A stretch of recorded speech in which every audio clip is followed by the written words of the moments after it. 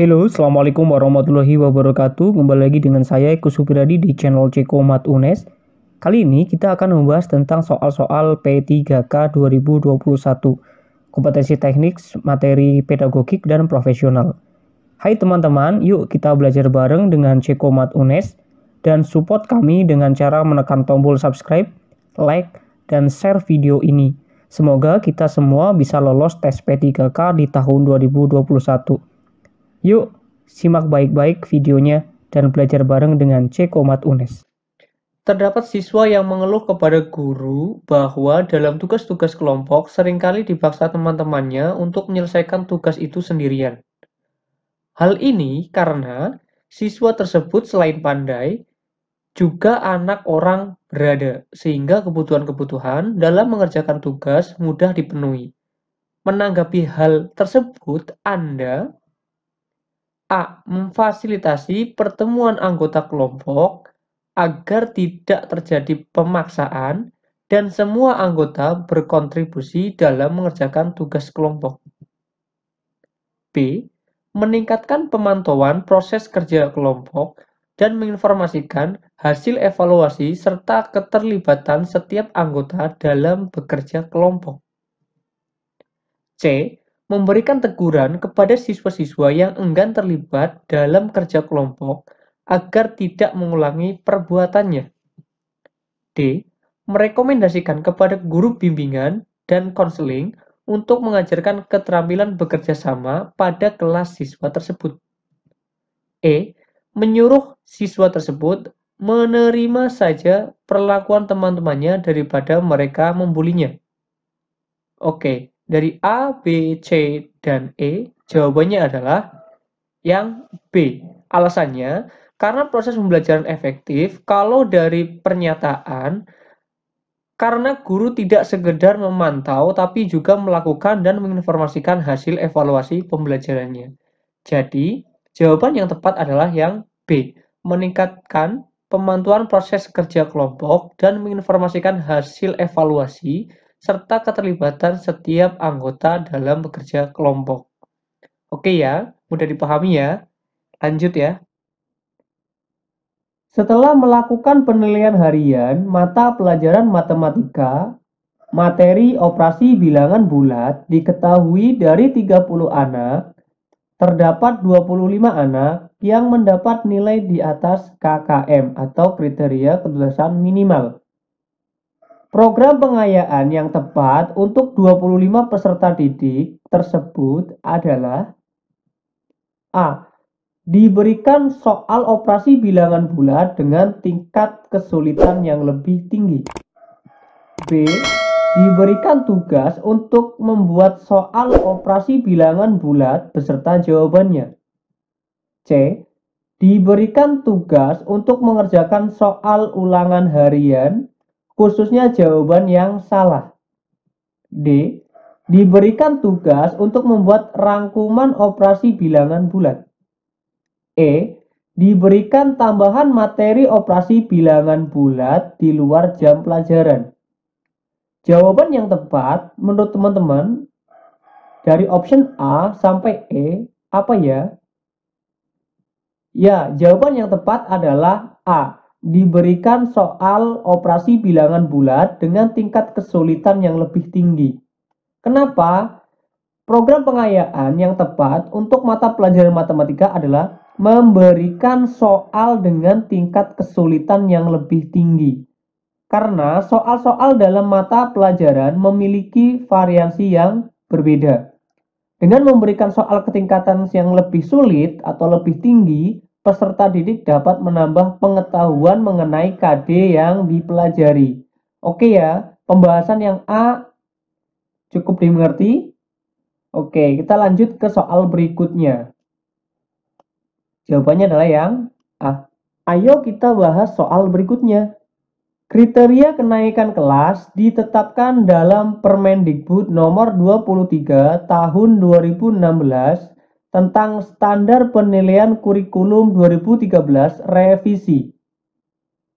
Bertolak dari Permendikbud tersebut yang termasuk bukan syarat kenaikan kelas. Ya. Syarat kenaikan kelas tapi yang bukan, adalah A. Kompetensi inti 1 dan 2 menyangkut sikap dan tingkah laku minimal B. B. Nilai pengetahuan KI 3 dan keterampilan KI 4 tuntas dengan predikat minimal B. Yang C. Mata pelajaran yang tidak tuntas lebih dari 3. Yang D. Ketidakhadiran peserta didik tanpa keterangan maksimal 15% dari jumlah hari yang efektif. E. Menyelesaikan seluruh program pembelajaran dalam 2 semester pada tahun pembelajaran yang diikuti. Jawaban yang tepat dari option A, B, C, dan E adalah yang B. Nilai pengetahuan KI 3 dan keterampilan KI 4 tuntas dengan predikat minimal B. Penjelasannya adalah syarat kenaikan kelas, kompetensi inti KI 1 dan 2 menyangkut sikap dan tingkah laku minimal B. Nilai pengetahuan KI 3 dan keterampilan KI 4 tuntas dengan predikat minimal C.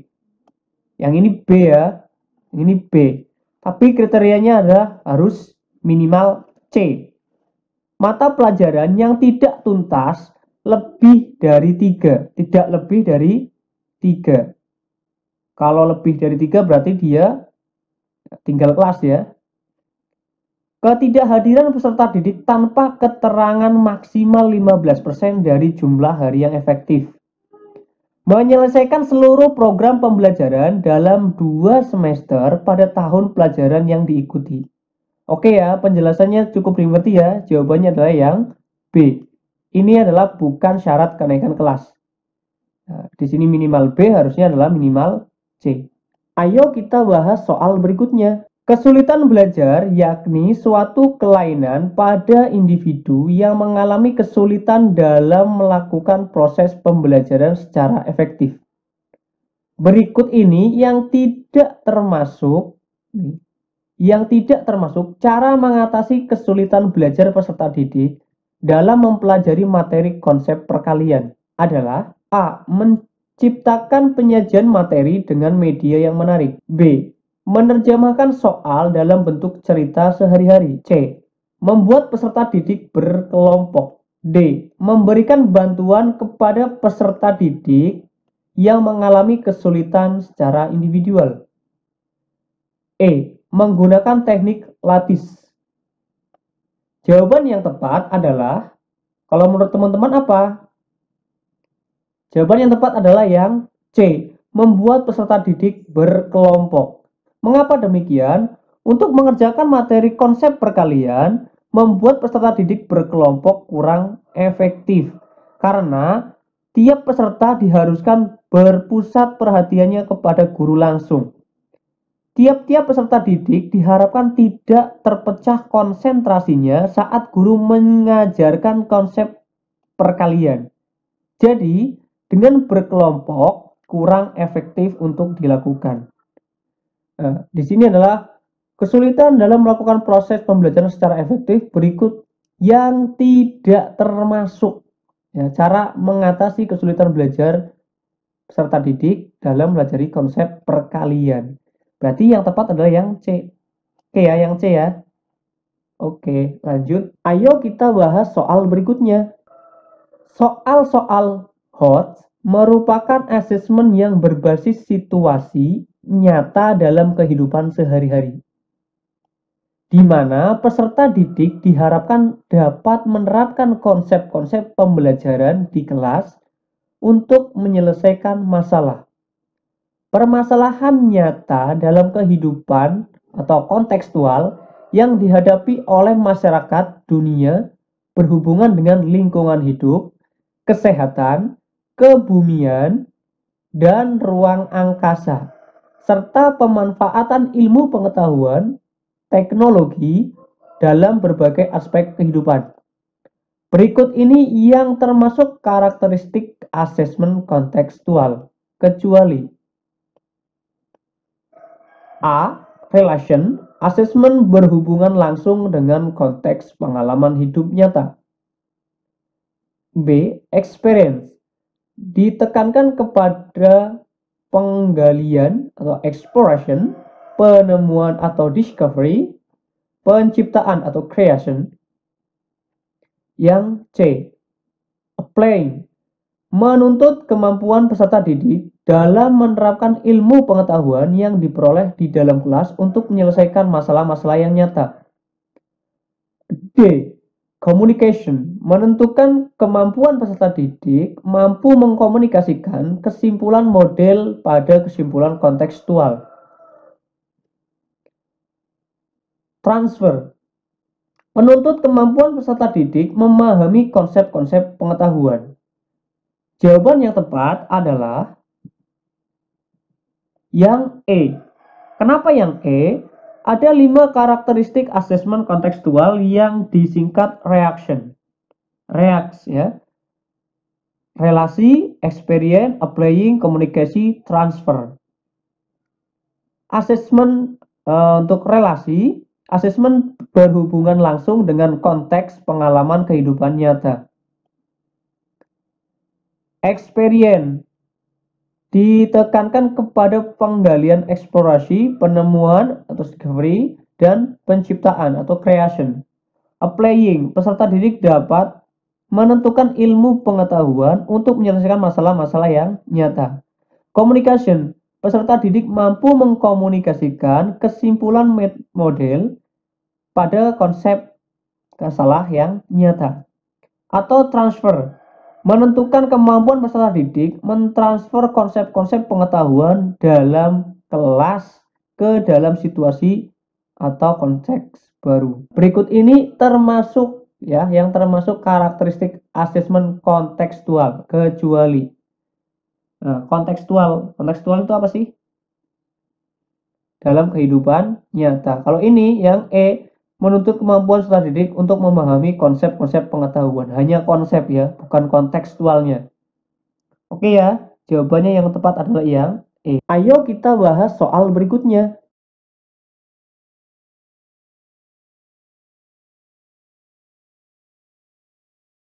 Sikap yaitu perasaan suka atau tidak suka yang terkait dengan kecenderungan seseorang dalam merespons suatu objek. Sikap merupakan ekspresi dari nilai-nilai atau pandangan hidup yang dimiliki oleh seseorang. Sikap dapat dibentuk sehingga terjadi perilaku atau tindakan yang diinginkan.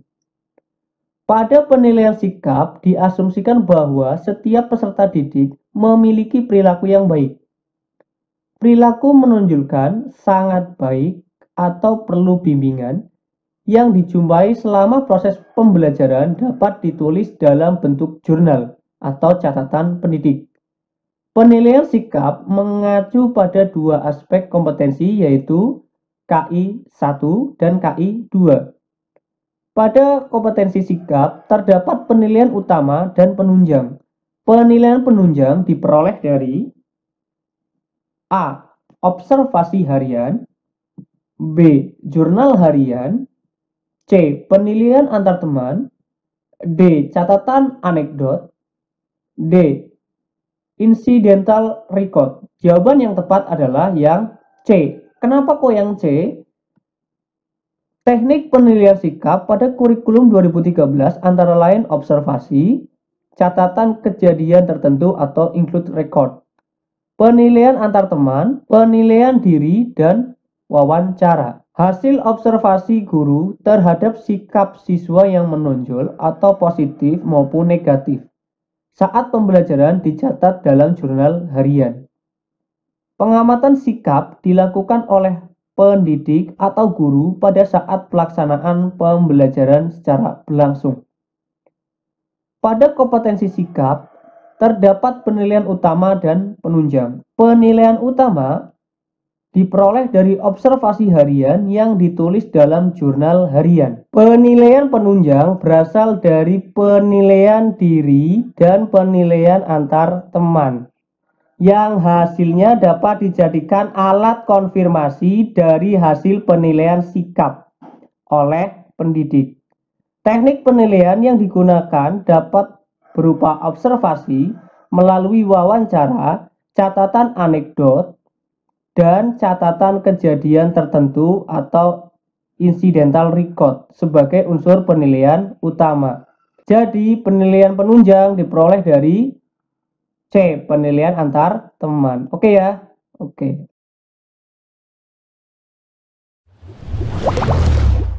Ayu adalah siswa yang pendiam dan memiliki prestasi akademik yang rendah, namun memiliki bakat yang sangat baik dalam bidang seni tari.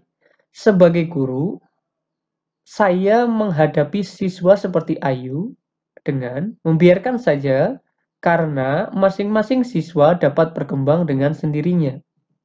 B. Memberikan pekerjaan rumah yang lebih dari yang lain untuk meningkatkan prestasi akademik. C. Memberitahukan kepada orang tuanya untuk memberikan les tambahan agar prestasi akademiknya meningkat. D. Memberitahu orang tuanya tentang keadaan sebenarnya dan menjelaskan kepada Ayu bahwa menari bukanlah hal yang diperhitungkan untuk keberhasilan di sekolah. E. Membimbing Ayu untuk meningkatkan prestasi akademiknya, disertai memfasilitasi bakat menari agar berkembang secara optimal. Jawabannya adalah E. Karena apa? Prestasi akademik dan non-akademik harus berjalan beriringan, jadi di samping kita memfasilitasi dan mendukung bakatnya, kita juga harus membimbing bagaimana akademiknya.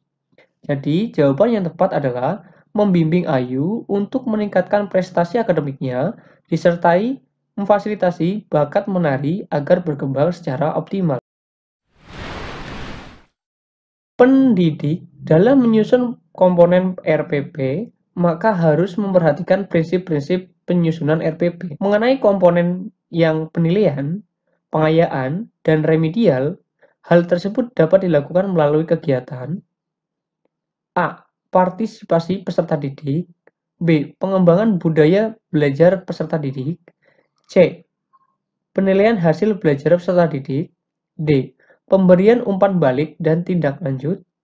E. Peningkatan hasil belajar peserta didik. Jawabannya adalah D. Pemberian umpan balik dan tindakan lanjut. Sesuai prinsip-prinsip penyusunan RPP, lampiran Permendikbud nomor 22 tahun 2016, pemberian umpan balik dan tindak lanjut RPP memuat rancangan program pemberian umpan balik positif, penguatan, pengayaan, dan remedial. Program tahunan dikembangkan oleh guru mata pelajaran yang bersangkutan. Program tahunan dipersiapkan dan dikembangkan oleh guru sebelum tahun pelajaran dimulai.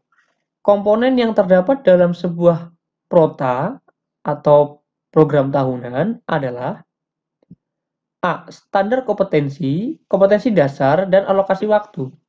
B. Identitas, standar kompetensi, IPK, materi pokok, dan alokasi waktu. C. Standar kompetensi, kompetensi dasar, IPK, materi pokok, dan alokasi waktu. D. Identitas, standar kompetensi, kompetensi dasar, bulan, dan minggu efektif, dan alokasi waktu. E. Identitas, semester, standar kompetensi, kompetensi dasar, materi pokok, dan alokasi waktu. Dari A sampai E, jawabannya yang tepat adalah E. Identitas, semester, standar kompetensi, kompetensi dasar, materi pokok, alokasi waktu. Dalam penyusunan prota, komponen yang harus tersedia adalah identitas, yaitu mata pelajaran, kelas, tahun pelajaran. Untuk format isian ada semester, standar kompetensi dasar, materi pokok, dan alokasi waktu. Remedial merupakan suatu bantuan untuk mengatasi kesulitan belajar. Salah satu fungsi remedial adalah fungsi korektif. Pernyataan yang paling tepat dari fungsi korektif adalah A. Perbaikan terhadap hal-hal yang dipandang belum memenuhi apa yang diharapkan dalam keseluruhan proses pembelajaran. B. Memungkinkan guru, siswa, atau pihak-pihak lainnya akan dapat memperoleh pemahaman yang lebih baik dan komprehensif mengenai pribadi siswa. C. Membentuk siswa untuk bisa beradaptasi atau menyesuaikan diri dengan lingkungannya, proses pembelajaran. Artinya, siswa dapat belajar sesuai dengan kemampuannya sehingga peluang untuk mencapai hasil yang lebih baik semakin besar. D. Memperkaya proses pembelajaran sehingga materi yang disampaikan dalam pengajaran regulasi akan dapat diperoleh melalui pengajaran remedial. E. Akan dapat diperoleh hasil belajar yang lebih baik dengan menggunakan waktu yang efektif dan efisien. Jawaban yang tepat adalah A. Perbaikan terhadap hal-hal yang dipandang belum memenuhi apa yang diharapkan dalam keseluruhan proses pembelajaran. Fungsi remedial teaching yaitu fungsi korektif. Artinya, melalui pengajaran remedial dapat diadakan pembentukan atau perbaikan terhadap sesuatu yang dianggap masih belum mencapai apa yang diharapkan dalam keseluruhan proses belajar mengajar. Fungsi penyesuaian, yang dimaksud fungsi penyesuaian adalah agar dapat membantu siswa untuk menyesuaikan dirinya terhadap tuntutan belajar, sehingga murid dapat belajar sesuai dengan keadaan, kemampuan pribadinya, sehingga mempunyai peluang yang besar untuk meroleh hasil belajar yang lebih baik. Fungsi pemahaman, artinya dari pihak guru, siswa, atau pihak lainnya dapat membantu siswa. Fungsi pemahaman, agar dalam pengajaran remedial memungkinkan guru, murid, dan pihak-pihak lainnya dapat memperoleh pemahaman yang lebih baik terhadap pribadi guru. Diharapkan, murid juga dapat lebih memahami dirinya dan segala aspeknya. Begitu pula guru dan pihak lainnya dapat lebih memahami akan keadaan pribadi muridnya. Fungsi pengayaan dimaksud agar remedial teaching dapat memperkaya proses pembelajar mengajar. Bahan pelajaran yang tidak disampaikan dalam pelajaran reguler dapat diperoleh melalui remedial teaching. Pengayaan dapat terletak dalam segi metode yang dipergunakan dalam pengajaran perbaikan, sehingga hasil yang diperoleh lebih banyak, lebih dalam, atau prestasi belajar yang lebih kaya. Fungsi akselerasi adalah agar remedial teaching dapat mempercepat proses belajar mengajar lebih dalam, artinya waktu maupun materi. Misalnya, murid yang tergolong lambat dalam belajar dapat dibantu lebih cepat proses belajar mengajarnya melalui pengajaran remedial. Mengejutnya, pengajaran remedial dapat mempercepat proses belajar baik dari segi waktu maupun segi materi, sehingga dapat menunjang pencapaian hasil belajar yang lebih baik. Yang nomor 6, fungsi terapeutik secara langsung maupun tidak mengajar remedial, memperbaiki atau menyembuhkan kondisi pribadi yang menyimpang.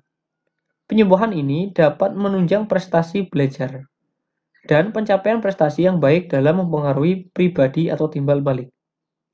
Dari uraian di atas menjadi jelas bahwa fungsi pembelajaran remedial adalah untuk membantu guru dalam mengatasi siswa mengalami kesulitan dalam proses belajar mengajar. Soal selanjutnya, proses umum penilaian hasil belajar oleh pendidik salah satunya adalah akuntabel. Yang dimaksud dengan akuntabel adalah A. Penilaian dapat dipertanggungjawabkan baik dari segi teknik, prosedur maupun hasilnya. B. Penilaian didasarkan secara berencana, bertahap, dengan mengikuti langkah-langkah yang baku. C. Penilaian didasarkan pada ukuran pencapaian kompetensi yang ditetapkan. D. Penilaian oleh pendidik mencakup semua aspek kompetensi dengan menggunakan berbagai teknik penilaian sesuai untuk memantau perkembangan kemampuan peserta didik. E. Prosedur penilaian, kriteria penilaian, dan dasar pengambilan keputusan dapat diketahui oleh pihak yang berkepentingan. Jawabannya adalah A. Penilaian dapat dipertanggungjawabkan baik dari segi teknik, prosedur, maupun hasilnya. Penilaian otentik sedapat mungkin dapat menggambarkan A. Sikap peserta didik, B. Pengetahuan peserta didik, C. Keterampilan peserta didik, D. Sikap dan pengetahuan peserta didik, E. Sikap pengetahuan dan keterampilan peserta didik. Dari A sampai E, jawaban yang tepat adalah E. Sikap, pengetahuan, dan keterampilan peserta didik. Penilaian autentik adalah bentuk penilaian yang menghendaki peserta didik menampilkan sikap, menggunakan pengetahuan, dan keterampilan yang diperoleh dari pembelajaran dalam melaksanakan tugas pada situasi yang sesungguhnya. Ciri khusus penilaian autentik ada: 1. Melibatkan kegiatan yang mencerminkan dunia nyata yang dilakukan untuk keperluan penilaian. 2. Menggunakan data yang diperoleh dengan berbagai teknik dan instrumen. Itu adalah soal-soal dari SKB pedagogik. Semoga teman-teman bisa belajar dan teman-teman bisa mendapatkan NIP di tahun 2020 ini. Cukup sekian dari saya. Ketika ada kesalahan, saya mohon maaf. Billahi taufiq walhidayah. Assalamualaikum warahmatullahi wabarakatuh. Jangan lupa like, comment, and subscribe. Bagi peserta didik yang belum mencapai KKM, maka diberlakukan untuk program remedial. Pembelajaran remedial merupakan kebutuhan atau hak peserta didik. Dalam pembelajaran remedial digunakan metode yang bervariasi yang disesuaikan dengan A. Nilai kognitif pembelajaran, B. Sikap peserta didik dalam pembelajaran, C. Kriteria kelulusan minimal, D. Kesulitan belajar peserta didik, E. Metode pembelajaran. Menurut teman-teman, ini jawabannya apa ya? Jawabannya adalah D. Kesulitan belajar peserta didik. Mengapa? Bagi peserta didik yang belum mencapai KKM, maka diberlakukan untuknya program remedial. Pembelajaran remedial merupakan kebutuhan atau hak peserta didik. Dan pendidik berusaha membantu kesulitan belajar dihadapi siswa. Dan pembelajaran remedial digunakan metode yang bervariasi sesuai dengan kesulitan belajar yang dihadapi peserta didik. Selain itu, media yang digunakan agar dapat dipersiapkan dengan baik agar peserta didik menjadi lebih mudah memahami KD yang dianggap sulit. Yang kedua, pembelajaran remedial merupakan kelanjutan dari pembelajaran biasa atau reguler di kelas. Dan peserta didik yang masuk dalam kelompok ini adalah peserta yang dinyatakan belum tuntas belajar karena teridentifikasi mengalami kesulitan belajar. Kesulitan belajar yang dialami peserta didik berbeda tingkatannya. Ada yang tingkatnya tinggi, sedang, ataupun rendah. Tujuan pembelajaran remedial adalah membantu mengatasi kesulitan belajar peserta didik melalui perlakuan pengajaran. Oke ya, bisa dimengerti ya. Lanjut. Pembelajaran remedial dimulai dari identifikasi kebutuhan peserta didik. Kebutuhan peserta didik dapat diketahui dari analisis kesulitan belajar peserta didik dalam memahami konsep-konsep tertentu. Berdasarkan analisis kesulitan belajar itu, baru kemudian guru memberikan pembelajaran remedial. Berikut ini yang bukan termasuk faktor luar penyebab ketidaktuntasan belajar peserta didik, yaitu yang bukan ya. A. Sulit berkonsentrasi, B. Materi pelajaran, C. Metode mengajar, D. Sistem penilaian, E. Lingkungan. Kalau menurut teman-teman, jawabannya apa ya? Jawabannya adalah A. Sulit konsentrasi. Faktor penyebab ketidaktuntasan belajar ada bermacam-macam sebabnya. Dapat berasal dari faktor dari dalam peserta didik, fisik maupun psikis, antara lain seperti motivasi yang rendah, sulit konsentrasi, kurang percaya diri, atau faktor luar peserta didik antara lain seperti lingkungan, materi pelajaran, guru, metode mengajar, atau sistem penilaian. Nah, yang di sini berikut ini yang bukan faktor luar. Yang bukan faktor luar berarti ini nih, faktor yang berasal dari dalam peserta didik, yaitu fisik, psikis, terus motivasi yang rendah, sulit konsentrasi, kurang percaya diri, atau faktor luarnya. Nah, kalau faktor luarnya seperti lingkungan, materi pelajaran, guru, metode mengajar, dan sistem penilaian. Berarti jawabannya apa? Jawabannya yang A. Oke ya. Oke, lanjut. Lanjut. Pada pembelajaran tema bumiku kelas 6 SD, mata pelajaran IPA tentang gerhana bulan, diperoleh hasil evaluasi pembelajaran 30 peserta didik, terdapat 10 anak yang tidak memenuhi batas ketuntasan minimal. Program remedial yang tepat dalam kasus tersebut adalah A. Memberikan bimbingan secara kelompok menggunakan lembar kerja peserta didik. B. Memberikan tugas latihan dengan memanfaatkan tutor sebaya. C. Memberikan tugas individu membuat gambar gerhana bulan disertai penjelasan. D. Memberikan pembelajaran ulang di kelas. E. Menjelaskan kepada peserta didik satu persatu. Menurut teman-teman, ini jawabannya apa ya? Jawabannya adalah B. Memberikan tugas latihan dengan memanfaatkan tutor sebaya. Kenapa kok begitu?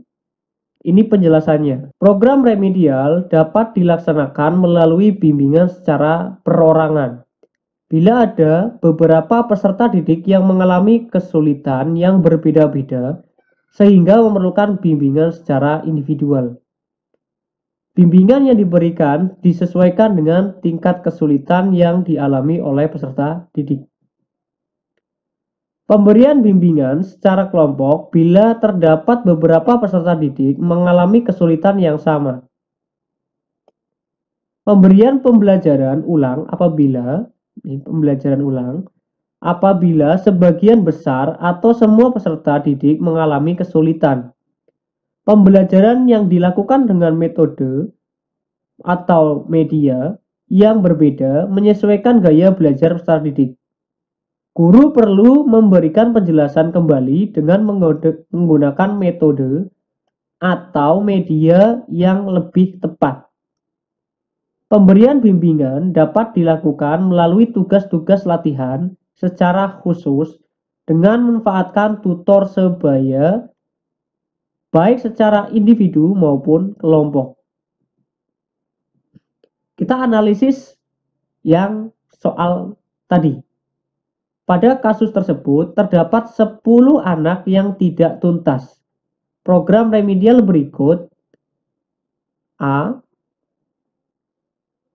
Memberikan bimbingan secara kelompok menggunakan media gambar. Kurang tepat jika berkelompok karena bisa saja dalam satu kelompok seluruh peserta didik mengalami kesulitan belajar. Yang B. Memberikan tugas latihan dengan memanfaatkan tutor sebaya.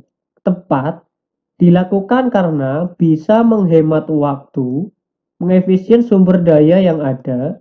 Dalam waktu yang sama, seorang guru bisa membuat kelompok siswa yang belum mencapai ketuntasan belajar dan juga kelompok siswa yang sudah mencapai ketuntasan belajar. Kelompok siswa yang sudah tuntas bisa menjadikan tutor bagi temannya yang belum tuntas. Diharapkan dengan diajarkan oleh tutor-tutor sebaya, kelompok yang belum tuntas lebih nyaman dalam belajar dan tidak sungkan dalam mengemukakan kesulitannya. Kelompok siswa yang sudah tuntas diharapkan memperoleh pengalaman baru dan wawasan dalam belajar. Memberikan tugas individu membuat gambar gerhana bulan disertai penjelasannya. Kurang tepat karena terutama bagi siswa yang mengalami kesulitan belajar berasal dari faktor dalam, sulit berkonsentrasi, atau tidak mudah memahami. Yang D. Memberikan pembelajaran ulang di kelas tidak tepat karena mengurangi waktu pertemuan pembelajaran terutama bagi kelompok yang sudah tuntas. Yang E, menjelaskan kepada peserta didik satu persatu. Tidak tepat karena terlalu banyak memakan waktu. Jadi jawaban yang tepat adalah yang B. Oke ya? Oke. Lanjut. Program pengayaan adalah pembelajaran yang diberikan kepada peserta didik yang telah mencapai dan atau melampaui KKM. Mereka adalah peserta didik yang lebih cepat daripada teman-temannya yang sekelas dalam menguasai bahan pelajaran yang diberikan kepadanya. Atau dapat dikatakan mereka adalah peserta didik yang dapat cepat dalam menyelesaikan tugas belajarnya. Sehingga diperlukan treatment atau pelakuan tambahan yang dapat meningkatkan pengetahuan dan keterampilannya. Bentuk-bentuk pelaksanaan program pengayaan diantaranya kecuali. Nih, bentuk-bentuk pelaksanaan program pengayaan diantaranya kecuali. Yang A, menugaskan peserta didik membaca materi pokok dalam kompetensi dasar selanjutnya. B, memfasilitasi peserta didik melakukan percobaan-percobaan, soal latihan, menganalisis gambar, dan sebagainya. C, membuat rangkuman materi kompetensi dasar yang sudah tuntas. D, memberikan bahan bacaan untuk diskusi guna menambah wawasan para peserta didik. E, membantu peserta didik lainnya atau teman-temannya yang belum mencapai standar ketuntasan belajar minimum.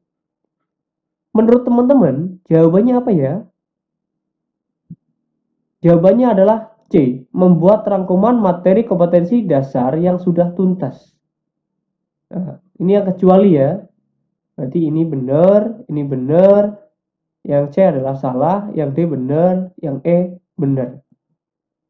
Membuat rangkuman tidak dapat digunakan sebagai pelaksanaan program pengayaan karena tidak menambah pengetahuan lebih lanjut bagi peserta didik.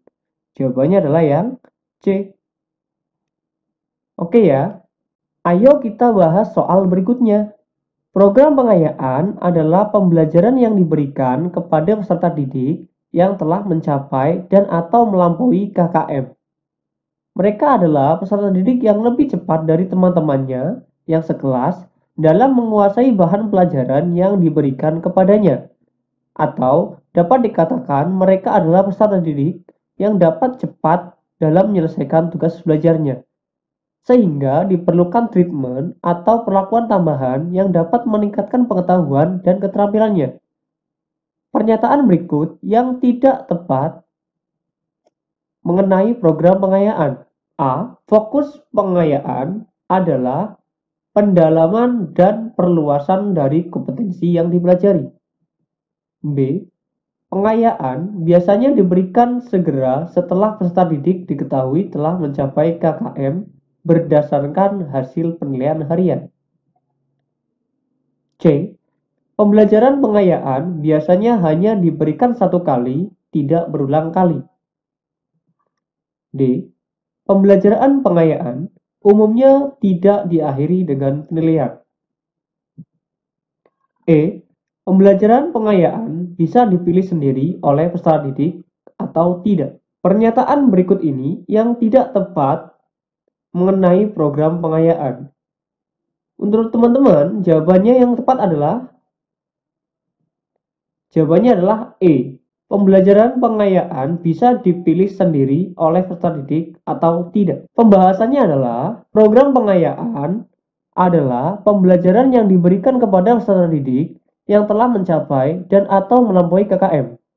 Mereka adalah peserta didik yang lebih cepat dari teman-temannya yang sekelas dalam menguasai bahan pelajaran yang diberikan kepadanya.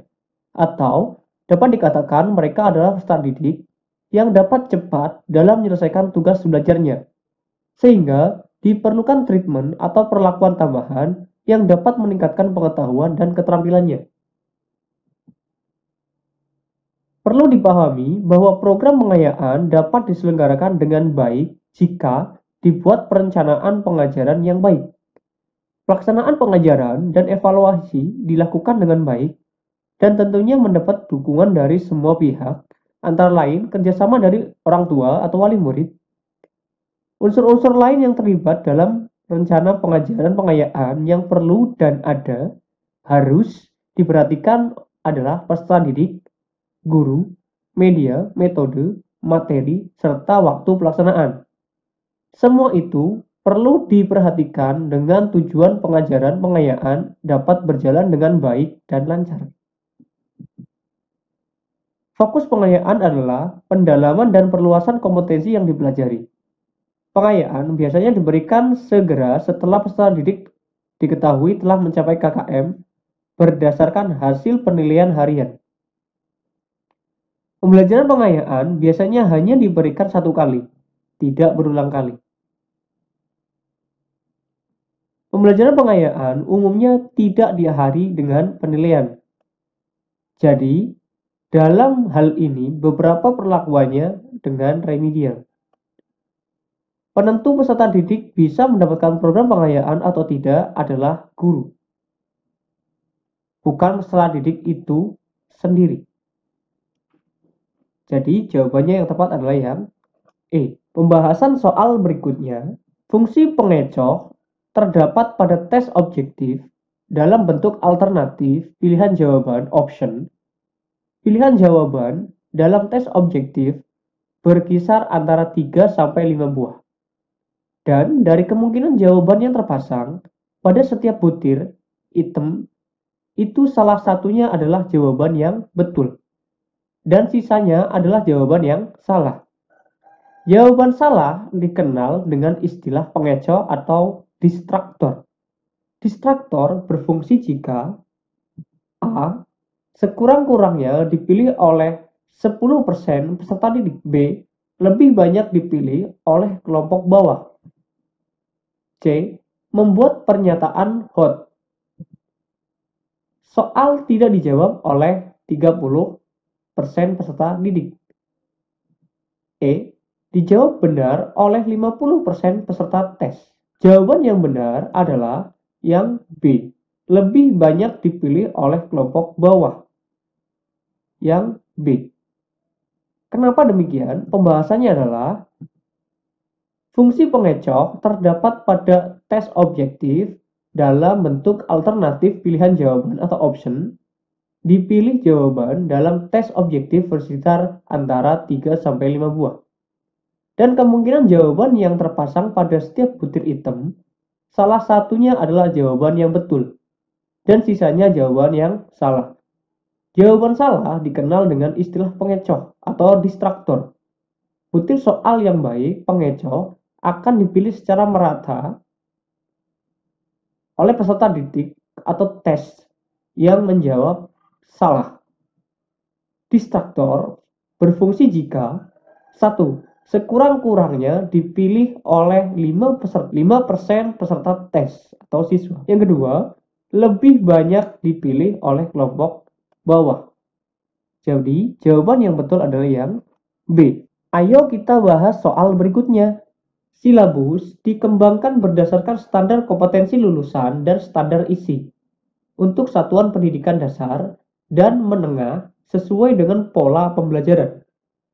Pada setiap tahun ajaran tertentu, silabus digunakan sebagai acuan dalam pengembangan rencana pelaksanaan pembelajaran. Silabus sebagai acuan pengembangan RPP memuat hal-hal berikut kecuali A. Kompetensi dasar, B. Materi pembelajaran, C. Kegiatan pembelajaran, D. Sumber belajar, E. Indikator pencapaian kompetensi. Kecuali loh ya. Kecuali jawabannya adalah yang E. Indikator pencapaian kompetensi. Pembahasannya adalah silabus merupakan acuan penyusunan kerangka pembelajaran untuk setiap bahan kajian mata pembelajaran. Silabus paling sedikit memuat 1. Identitas mata pelajaran, 2. Identitas sekolah meliputi nama, persatuan pendidikan, dan kelas. 3. Kompetensi inti merupakan gambaran secara kategorikal mengenai kompetensi dalam aspek sikap, pengetahuan, keterampilan yang harus dipelajari peserta didik untuk suatu jenjang sekolah, kelas, dan mata pelajaran. Kompetensi dasar merupakan kemampuan spesifik yang mencakup sikap, pengetahuan, keterampilan terkait muatan suatu mata pelajaran. Tema untuk kelas SD atau MI. Materi pokok memuat fakta, konsep, prinsip, prosedur yang relevan dan ditulis dalam bentuk butir-butir sesuai dengan rumusan indikator pencapaian kompetensi.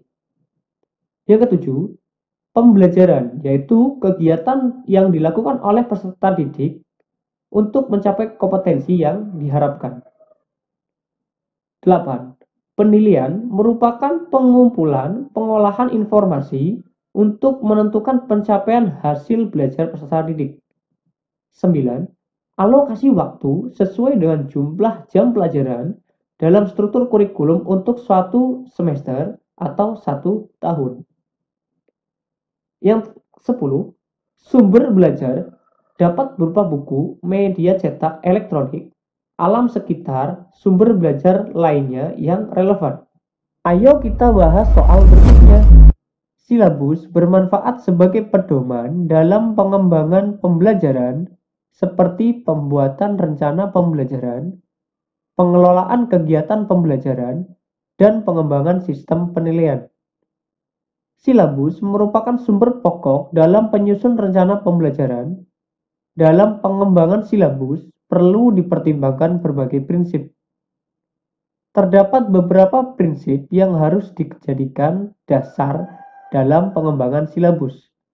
Di antaranya adalah ilmiah, relevan, sistematis, konsisten, aktual, memadai, fleksibel, dan menyeluruh.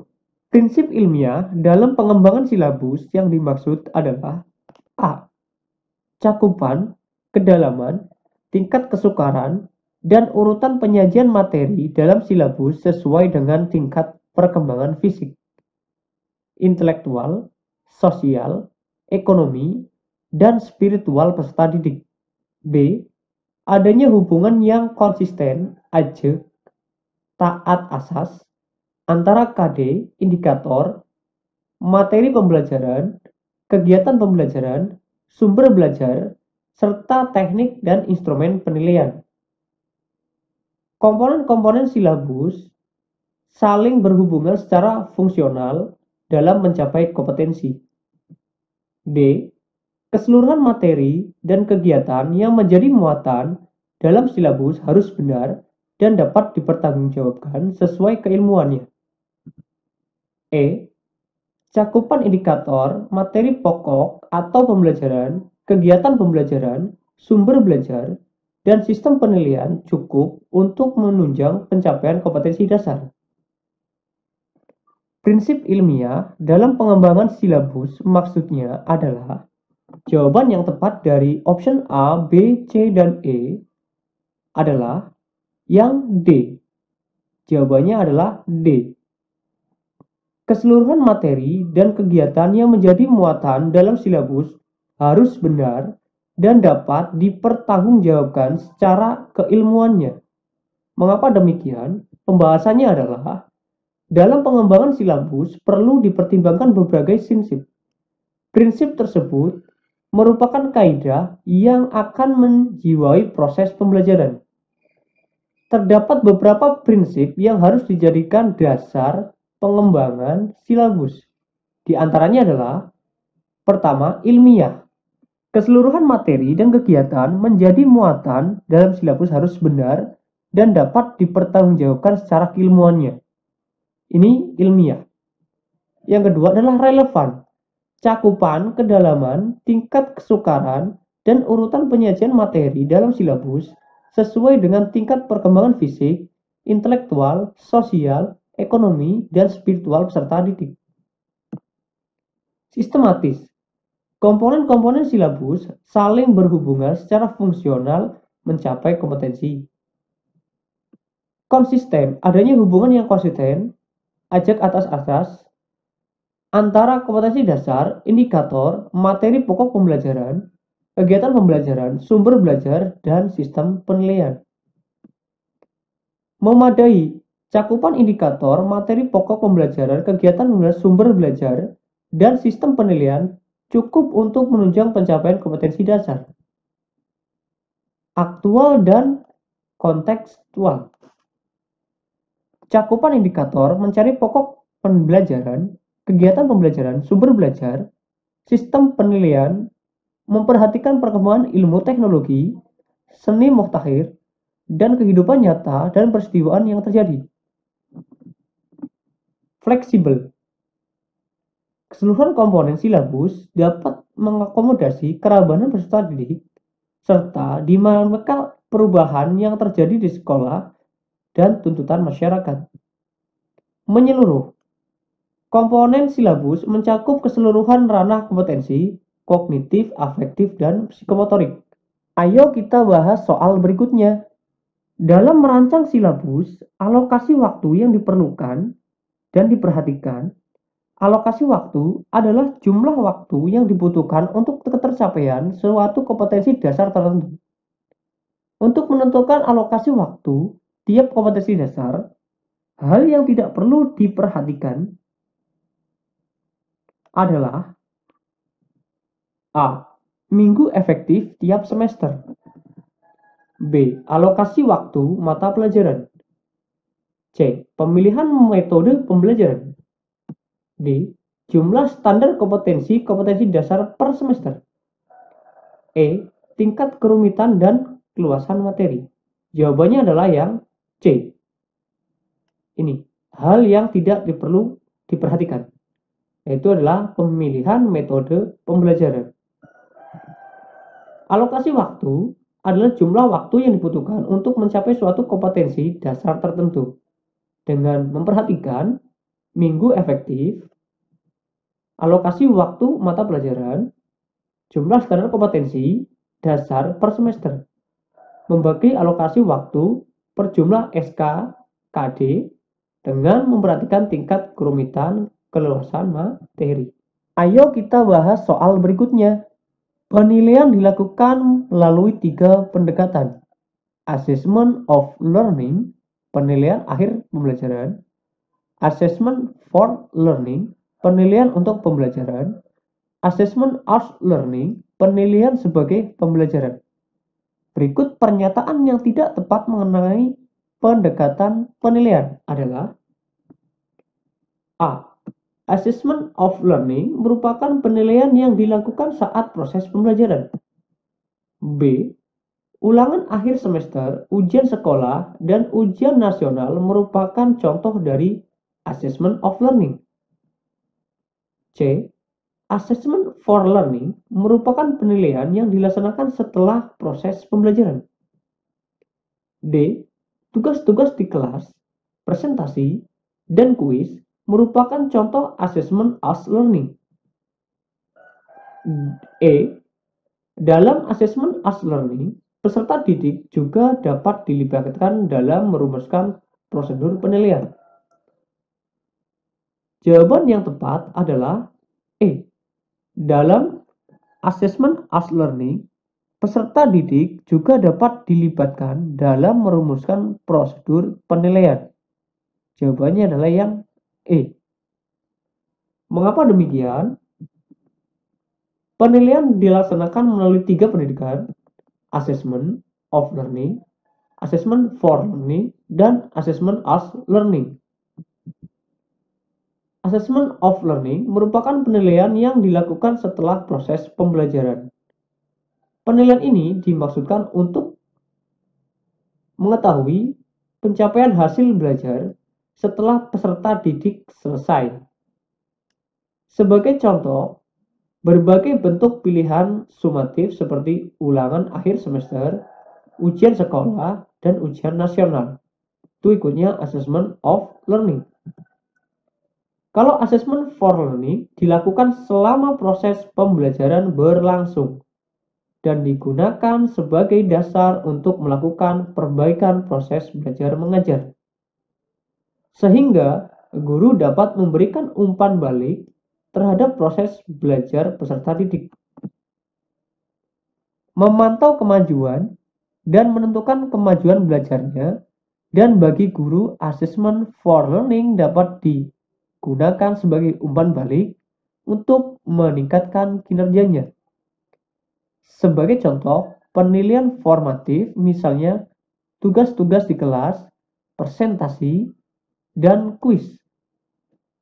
Assessment as learning mempunyai fungsi hampir sama dengan assessment for learning, yaitu berfungsi sebagai formatif dan dilaksanakan selama proses pembelajaran berlangsung.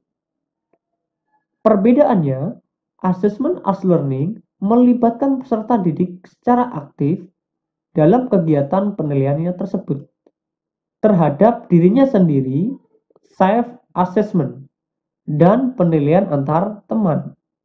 Dalam assessment as learning, peserta didik juga dapat dilibatkan dalam merumuskan prosedur penilaian, kriteria, maupun rubrik atau pedoman penilaian sehingga mereka mengetahui dengan pasti apa yang harus dilakukan agar memperoleh capaian belajar yang maksimal. Remedial merupakan suatu bantuan untuk mengatasi kesulitan belajar. Salah satu fungsi remedial adalah fungsi korektif. Pernyataan yang paling tepat dari fungsi korektif adalah A. Perbaikan terhadap hal-hal yang dipandang belum memenuhi apa yang diharapkan dalam keseluruhan proses pembelajaran. B. Memungkinkan guru, siswa, atau pihak-pihak lainnya akan dapat memperoleh pemahaman yang lebih baik dan komprehensif mengenai pribadi siswa. C. Membentuk siswa untuk bisa beradaptasi atau menyesuaikan diri dengan lingkungannya, proses pembelajaran. Artinya, siswa dapat belajar sesuai dengan kemampuannya sehingga peluang untuk mencapai hasil yang lebih baik semakin besar. D. Memperkaya proses pembelajaran sehingga materi yang disampaikan dalam pengajaran regulasi akan dapat diperoleh melalui pengajaran remedial. E. Akan dapat diperoleh hasil belajar yang lebih baik dengan menggunakan waktu yang efektif dan efisien. Jawaban yang tepat adalah A. Perbaikan terhadap hal-hal yang dipandang belum memenuhi apa yang diharapkan dalam keseluruhan proses pembelajaran. Fungsi remedial teaching yaitu fungsi korektif. Artinya, melalui pengajaran remedial dapat diadakan pembentukan atau perbaikan terhadap sesuatu yang dianggap masih belum mencapai apa yang diharapkan dalam keseluruhan proses belajar mengajar. Fungsi penyesuaian, yang dimaksud fungsi penyesuaian adalah agar dapat membantu siswa untuk menyesuaikan dirinya terhadap tuntutan belajar, sehingga murid dapat belajar sesuai dengan keadaan, kemampuan pribadinya, sehingga mempunyai peluang yang besar untuk meroleh hasil belajar yang lebih baik. Fungsi pemahaman, artinya dari pihak guru, siswa, atau pihak lainnya dapat membantu siswa. Fungsi pemahaman, agar dalam pengajaran remedial memungkinkan guru, murid, dan pihak-pihak lainnya dapat memperoleh pemahaman yang lebih baik terhadap pribadi guru. Diharapkan, murid juga dapat lebih memahami dirinya dan segala aspeknya. Begitu pula guru dan pihak lainnya dapat lebih memahami akan keadaan pribadi muridnya. Fungsi pengayaan dimaksud agar remedial teaching dapat memperkaya proses pembelajar mengajar. Bahan pelajaran yang tidak disampaikan dalam pelajaran reguler dapat diperoleh melalui remedial teaching. Pengayaan dapat terletak dalam segi metode yang dipergunakan dalam pengajaran perbaikan, sehingga hasil yang diperoleh lebih banyak, lebih dalam, atau prestasi belajar yang lebih kaya. Fungsi akselerasi adalah agar remedial teaching dapat mempercepat proses belajar mengajar lebih dalam, artinya waktu maupun materi. Misalnya, murid yang tergolong lambat dalam belajar dapat dibantu lebih cepat proses belajar mengajarnya melalui pengajaran remedial. Pengejutnya, Pengajaran remedial dapat mempercepat proses belajar baik dari segi waktu maupun segi materi, sehingga dapat menunjang pencapaian hasil belajar yang lebih baik. Yang nomor 6, fungsi terapeutik secara langsung maupun tidak mengajar remedial, memperbaiki atau menyembuhkan kondisi pribadi yang menyimpang. Penyembuhan ini dapat menunjang prestasi belajar dan pencapaian prestasi yang baik dalam mempengaruhi pribadi atau timbal balik. Dari uraian di atas menjadi jelas bahwa fungsi pembelajaran remedial adalah untuk membantu guru dalam mengatasi siswa mengalami kesulitan dalam proses belajar mengajar.